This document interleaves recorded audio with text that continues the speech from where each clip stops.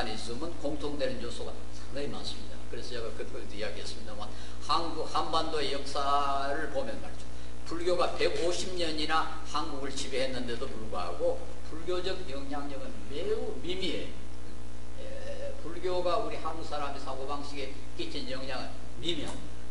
그런데 유교는 훨씬 그 짧은 기간에 한국을 지배했는데도 불구하고 유교의 영향이 굉장히 크다고. 그 이유는 한국 사람이 본래 가지고 왔던 이 샤머니즘과 유교가 비슷한 요소가 많기 때문에 유교가 훨씬 더 큰 영향력을 행사했다. 저는 그렇게 해석을 합니다. 뭐 이건 대부분 학자들이 동의하는 겁니다만 우리 한민족이 시베리아에서 한반도로 들어올 때 가지고 온 종교가 샤머니즘이랍니다. 이 샤머니즘은 뭐 여러 가지 오늘 그 한국 사람들의 의식에도 남아 있다고 그러는데요. 그 중에 하나가 가령 식바람 이야기죠. 식바람이라는 게 뭐 저는 잘은 모릅니다만 한번 식바람 나오면 뭐 초인적인 능력을 발휘해요. 가령 그 월드컵 때 그 운동 응원하는 붉은 악마, 그건 전 세계가 놀라요. 어떻게 그런 현상이 일어날 수가 있는가. 참 대단하죠. 도무지 평상시에는 발휘할 수 없는 그런 능력들이 발휘됩니다. 그리고 우리 한국 사람들은 무대 체질입니다. 무대 위에 올려놓으면 잘합니다. 그러나 연극이 끝나버리면 옛날로 완전히 돌아가 버립니다. 그래서 우리 88 올림픽 때 나는 모범적이었어요. 교통 질서 잘 지키고 길 깨끗하고 하여튼 뭐 그렇게 좀 선진국일 수가 없었습니다. 근데 올림픽 끝나니까 옛날로 완전히 돌아가. 이게 좀 무대 체질이에요. 배우가 무대에 올라갔을 때는 뭐 멋지게 하지만 딱 무대 뒤에 들어오면 뭐 옛날하고 똑같이 돼버려요. 이게 샤머니즘의 영향이래요. 하여튼 이 샤머니즘이 그 우리 민족에 아주 큰 영향을 지금도 끼치고 있어요. 비록 종교로서는 무슨 형식 종교로는 작용하고 있지 않지만은 이 샤머니즘이 불교도 무속화시켰고 유교도 무속화시키고 오늘 기독교도 무속화시키고. 불교에 여러분 한국에 가시면 절에 가실 때 반드시 절 뒤로 한번 가봤어요. 대웅전 뒤에 가봤어요. 조그마한 집이 또 하나 있습니다. 산신각이니 뭐 그렇게 이름이 붙어있는데 거기 보면은 뭐 관원장 그림이 벽에 그려져 있고요. 불교하고 아무 관계 없습니다. 이게 이제 무속 종교의 정각이에요. 근데 무속 종교의 정각이 불교 절 뒤에 반드시 있다고. 이 불교라는 게 우리 한국 불교는 이게 순수 석가모니의 종교가 아니고 불교가 아니고 완전히 무속화된. 지금도 뭐 대학 입학 시절이 되면 거기 가서 1000배 뭐 10,000배 절을 하고 그게 석가모니는 그따위 거 안 가르쳤습니다. 이건 이 무속. 교회도 그러지 않습니까? 입학 시절 되면 뭐 기도에 뭐 입시를 위한 기도에 뭐 얼마나 합니까? 뭐 기도에 이렇게 나쁘다는 게 아닙니다. 그러나 우리 기독교가 좀 복받기 위한 기독교. 하나님은 우리의 섬김의 대상이 아니라 우리 예배의 대상이고 순종의 대상이 아니라 우리가 복받기 위한 하나의 수단. 이로 인식이 되는 거예요. 지금 그 탈이 지금 일어나고 있지 않습니까? 이게 전부 샤머니즘. 이 무서운 종교. 우리 한국인은 이것이 가져다 준 이 이익도 엄청나고 손해도 엄청나고. 근데 이 영향 가운데 뭐 제가 지금 한국일보 그 강의에서도 이야기했습니다만 여러 가지 그 장점도 있고 단점도 있는데 그 단점 가운데 우리 기독교와 다른 점 첫째 무신론이에요. 신이 없어요. 무속 종교는 귀신은 많습니다. 귀신이 뭐 엄청나게 많아요. 온갖 잡귀들이 다 있어요. 요즘 문가에 보면 뭐 자전거 타고 가다가 그 차에 죽은 귀신, 뭐 무슨 대령각 무슨 불타 죽은 귀신, 뭐 귀신이 수천 수만이에요. 근데 이게 뭐 무당에게 늘 쫓겨다니는 귀신입니다. 무당이 막 부수라고 밤 쫓겨나가요. 그리고 또 때는 또 돈 주면 또 오고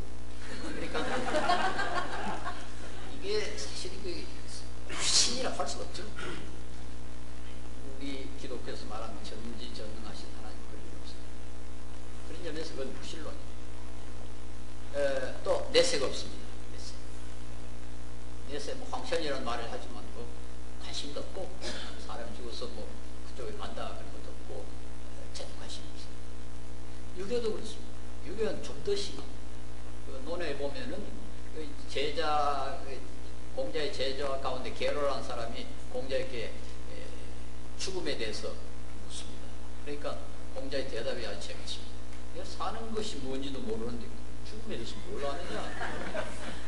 그 귀신을 섬기는 것에 대해서 그러니까 나는 사람도 못 섬기는데 귀신을 어떻게 섬기냐. 그렇게 나와 있어요. 그러니까 전혀 관심 없어요. 그래서 유교와 이 샤머니즘의 두 가지 공통점이 무신론이고 내색 없습니다. 자, 이런 종교는 우리가 쉽게 말해서 철두철미 차세 중심적 종교. 영어에는 그런 단어가 없습니다만 독일어에는 디사이티칼트라는 단어가 있어요. 차세, 이 세상이 전부다. 우리 한국인의 사고방식에 가장 중요한 것이 이 세상이 전부다. 이 세상이 전부면은 어떤 문제가 생깁니까? 삶의 의미를 이 세상에서 다 이룩해야 됩니다. 이 세상에서 가장 중요한 게 뭐냐? 그 효경이라는 책에 보면은 입신양명이라고 했습니다. 입신양명. 출세해서 이름을 날립니다. 출세해서 이름을 날려면 1등을 해야 돼요. 2등부터는 별로 중요하지 않습니다. 1등. 그래서 우리 한국인이 그 1등에 관심이 많아요.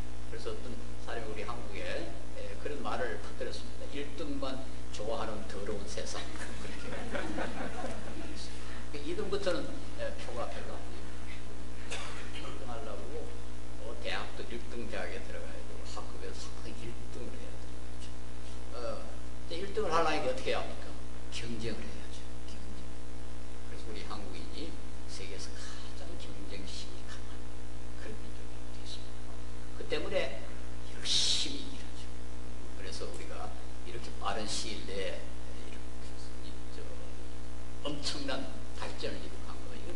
한국 사람이 워낙 경쟁심이 강하기 때문에 열심히 일하고 노력해서 결국 이런 그 성취를 이렇게 했습니다. 그런데 그런 장점 대신 단점이 뭐냐? 역시 그 무신론이니까 마음속에 경찰이 없죠. 속이 police within, 영어로 윤리학에서 사용하는 단어 가운데 하나가 police within, 마음속의 경찰. 여러분 차를 몰고 가다가 경찰이 있으면 괜히 좀 움찔하잖아요. 속도를 충분히 잘 지키면서도 또 속도를 줄인다고요. 괜히 경찰이 그래 무서운 거죠. 또 가나다 경찰은 한국 경찰보다 더 무섭다고. 마음의 경찰을 모시고 다니면 어떻게 했어요? 이렇게 바깥에 경찰을 해도 겁이 나는데 마음의 경찰을 모시고, 우리 그리스도인들은 마음의 경찰을 모시고, 근데 우리 한국인 문화에는 마음의 경찰이 없습니다. 그러니까 부정직한, 속이기가. 그래서 우리 한국 요즘 기독교인 사이에도 그런 농담이 돌아다닙니다. 1계명부터 10계명까지 다 지켜도 11계명만 1계명부터 10계명까지 다 어겨도 11계명만 지키면 된다. 11계명이 뭐니까 들키지 말지어다.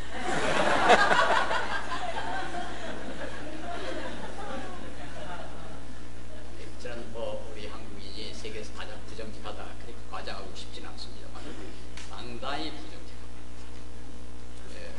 제가 그때도 예를 들었습니다만 우리 독일에서 본부를 두고 있는 그 트랜스페어런시 인터내셔널이라는 기관이 해마다 나라의 그 투명성을 조사를 하는데 우리 한국이 투명성에 있어서 세계에서 43번째라고 그렇게 발표를 했어요. 근데 우리 경제 수준이나 이 문맹의 문제 해동률이나 교육 수준이나 모든 걸 고려하면 43번째는 이거 어렁잡는. 우리 경제가 세계에서 13번째고 과학기술 수준이 세계에서 한 8번째쯤 된다고 그러는데 골프도 잘 치고 스케이팅도 잘하고 그러지 않습니까? 한류도 좀 이름 날리고 상당히 괜찮은 나라인데 도덕적 수준은 43번째. 레가툼 프로스페리티 인덱스라고 영국의 경제연구소가 최근에 한국의 프로스페리티를 세계에서 26번째라고 26번째라고 그랬습니다. 110나라 가운데 26번째라고 그랬는데 신뢰 주수는 80번째라고 했습니다. 그러니까 이게 밸런스가 전혀 안 맞아요. 다른 면에는 상당히 괜찮은 나라인데 충분히 선진국이 될 수 있는 나라인데 딱 도덕적 수준, 정직, 투명성, 신뢰 여기 뒤떨어집니다. 이게 어떤 사람은 뭐 일본 사람들이 워낙 우리한테 우리를 괴롭게 해놓으니까 살기 위해서 이렇게 했다 이렇게 핑계를 대는데 천만의 말씀입니다. 1653년에 우리나라에 표착해서 상당한 기간 동안 갇혀 있었던 네덜란드 선원 하멜이 그가 귀국해가지고 도망을 쳤습니다. 한 3년 갇혀 있다가 도망을 쳐서 책을 썼는데 그 책 58페이지에 보면 번역에 이렇게 되어 있습니다. 조선 사람들은 매우 도둑질을 잘하며 속이거나 거짓말도 잘한다. 그래서 조선 사람들은 신뢰할 수가 없다. 이게 1653년에 나온 책에 나와 있습니다. 그러니까 이게 최근의 문제가 아니에요. 1653년에 이 외국의 사람들 눈에 도둑질을 잘하고 거짓말 잘한다. 이렇게 되어 있어요. 도산 안창호 선생이 그러니까 19세기 말이죠. 아직까지 20세기도 되기 전에 도산 안창호 선생이 쓰신 말 가운데 이런 말이 있습니다. 죽더라도 거짓이 없어라. 농담으로라도 거짓말을 말하라. 꿈에라도 성실을 잃었거든 통회하라. 거짓이여 너는 내 나라를 죽인 원수로구나. 군부의 원수는 불공대천이라 했으니 내 평생에 죽어도 거짓말을 아니하리라. 도사는 우리가 일본에 이렇게 수모를 당하는 가장 중요한 이유가 첫째 힘이 없기 때문입니다. 힘이 없는 가장 중요한 이유가 우리가 단결하지 못하기 때문입니다. 단결하지 못하는 가장 중요한 이유가 우리가 서로 속이기 때문이라고 했어요. 그래서 우리가 일본으로부터 이런 수모를 당하는 것은 전부 우리가 부정직 때문이다. 그래서 거짓이여 너는 내 나라를 죽인 원수로구나. 나라를 거짓말이 죽여놨다. 그래서 군부의 원수는 불공대천이라. 군부, 임금과 아버지의 원수는 불공대천이라는 말 같은 하늘을 섬길 수 없다. 그런 뜻입니다. 같이 하늘을 섬길 수 없다. 임금과 아버지의 원수 어떻게 같은 하늘 아래 살 수가 있느냐. 거짓말이 그 원수니까 나는 평생에 죽어도 거짓말을 하지 아니하리라. 도사는 거짓말 하지 아니하려고 목숨을 바쳤다고 나는 했었는데요. 뭐 시간이 좀 길지만 이야기를 하겠습니다. 도산 선생이 상해 임시정부 때 독립운동을 하고 있었는데 독립운동가들 가운데서 도산 선생님이 굉장히 존경을 받았어요. 너무 존경을 받아가지고 모두가 그를 대통령으로 모셔야 된다. 그런데 도산 선생이 다 거절했습니다. 왜냐하면 내가 대통령이 되면은 저 야심만 이승만이 절대로 가만히 있지 않는다. 우리 임시정부를 두 쪽으로 내가로 지가 대통령이 되는 것이다. 그래서 내가 대통령이 되면은 우리 임시정부가 둘로 갈라진다. 그러고 나는 대통령. 그래가지고 국장 자리로 내려앉았어요. 그러니까 얼마나 존경을 받았겠어요. 하여튼 뭐 정신적인 지주였습니다. 그런데 윤봉길 이사라는 분이 일본 장군들이 연설을 하는데 폭탄을 던져가지고 일본 장군 몇 사람이 죽었어요. 그러니까 상해 그때는 이미 완전히 일본에 의하여 뭐 점령되다시피 했는데 일본 형사들이 꽉 깔려가지고 우리 독립운동 하는 분들을 막 잡아들이기 시작했습니다. 그래서 모두 숨어 있는데 도산 선생도 숨어 있다가 하루는 나간다고 그러더래요. 바깥으로 나가겠다고. 그래서 주위에 선생님 나가시면 관객 체포됩니다. 나가면 안 됩니다. 그랬더니 도산이 하는 말이 오늘이 내 친구 아이의 생일날인데 며칠 전에 내가 그놈을 만나가지고 생일날에 선물을 주기로 약속을 했다. 아이에게 한 약속이라도 약속은 지키겠다. 그리고 나갔어요.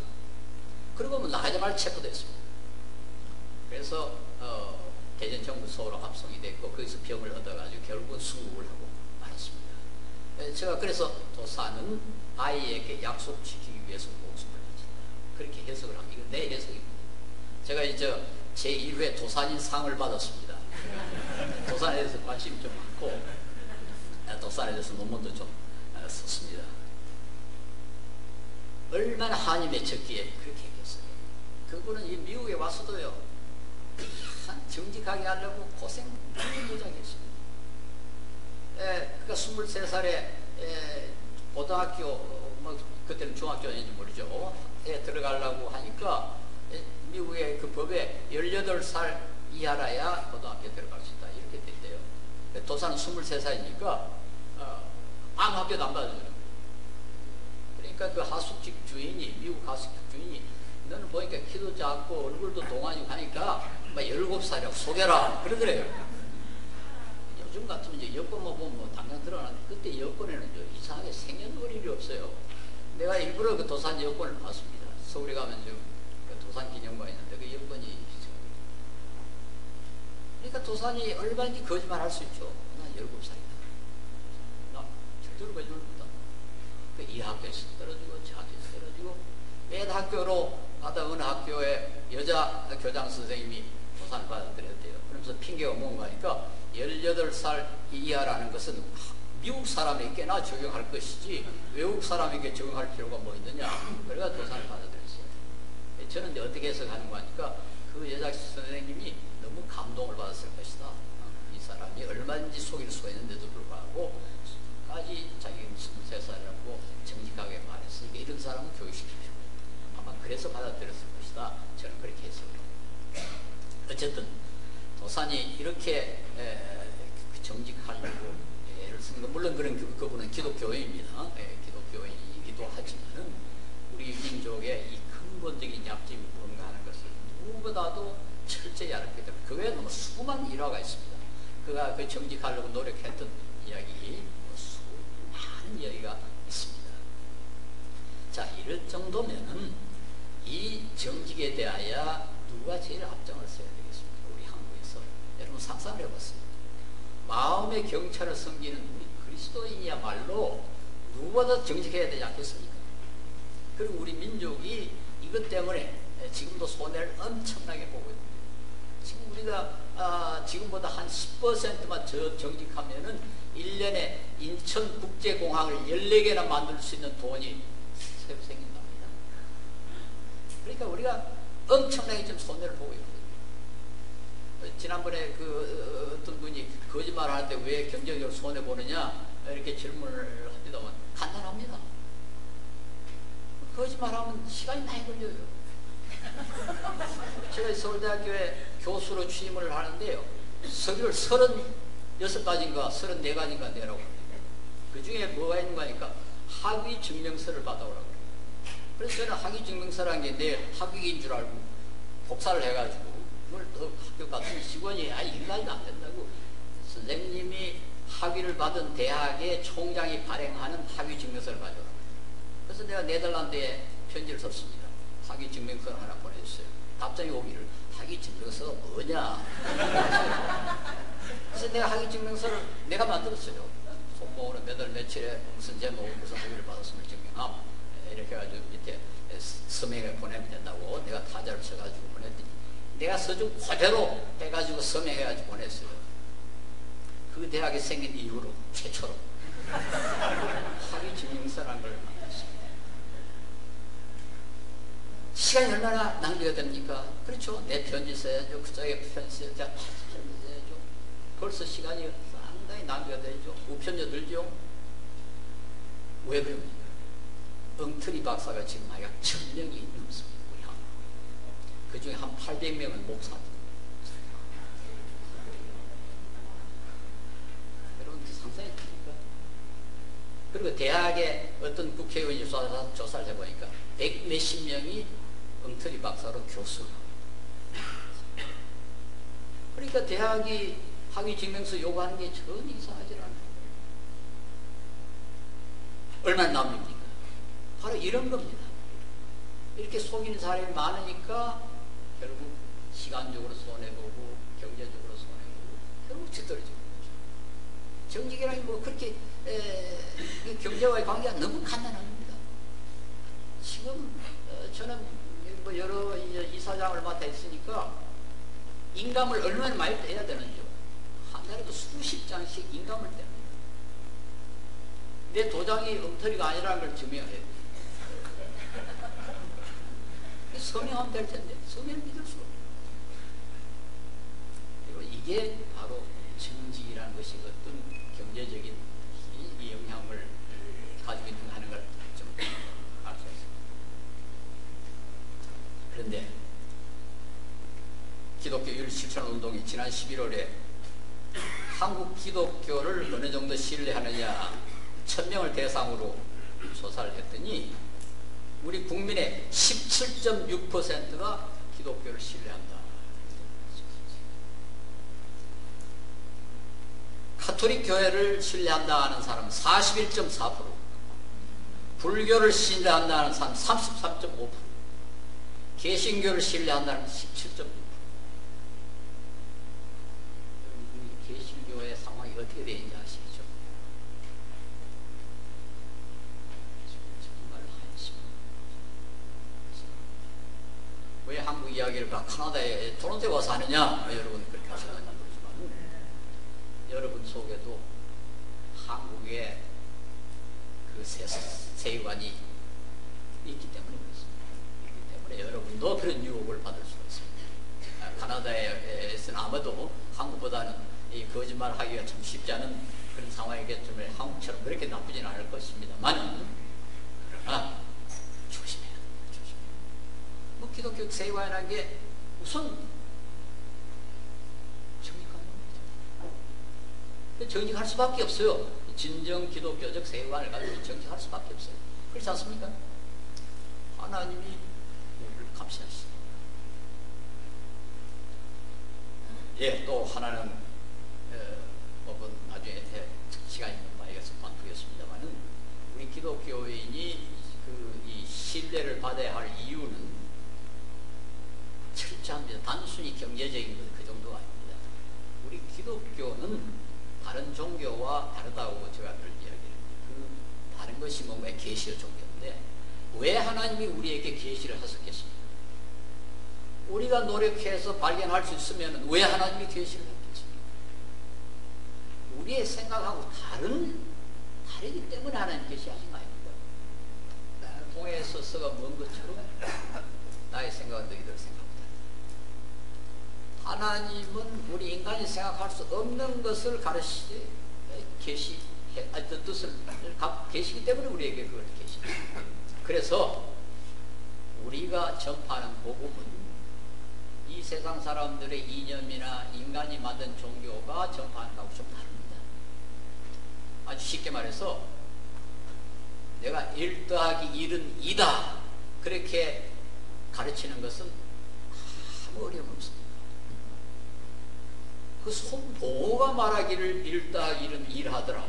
아무도 그런 소리 안 해요. 그 1 더하기 1이 1은 건 너무나 뻔하지. 근데 내가 만약에 1 더하기 1은 3이다. 그렇게 말했다면, 그때는 저 녀석이 미쳤든지 아니면은 내가 좀 문제가 생긴가 보다. 저 친구는 미치지도 않았고, 평소에 참 정직하고 믿을 만한 친구인데, 저 친구가 돌아다니면서 1 더하기 1은 3이다. 그런데 좀 이상하지 않나요?